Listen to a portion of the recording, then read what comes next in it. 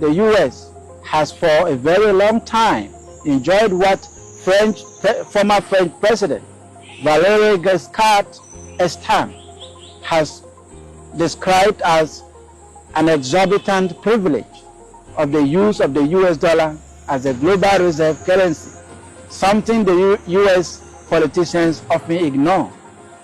This privilege has allowed the United States to finance its huge deficits, export inflation worldwide, and impose sanctions on others at will.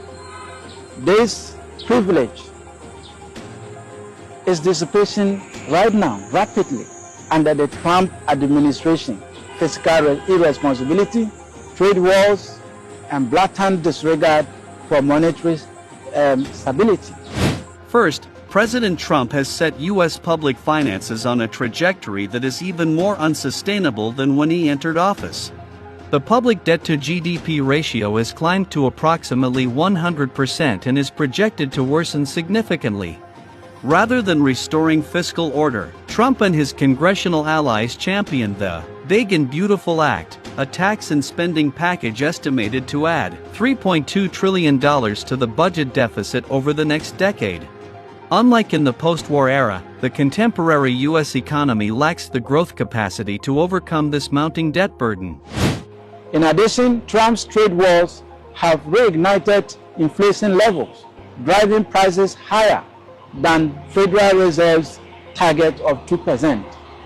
Besides, President Trump's open contempt for fiscal discipline has eroded confidence in the U.S. debt markets.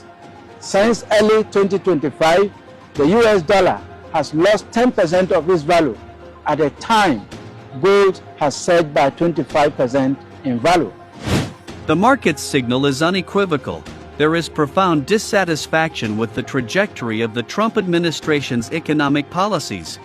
The challenge for Trump is that markets, unlike political figures, cannot be swayed by political pressure or primary election threats. Should he continue to ignore the warnings from investors, a highly probable scenario, the United States should brace for a potential crisis in the dollar and bond markets ahead of next year's midterm elections.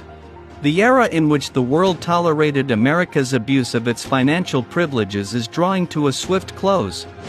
The collapse of the dollar may be chaotic, but it has some positive sides. It ushers in a more balanced multipolar system, not dominated by the whims of one nation, but the collective interest of all. All nations will remember this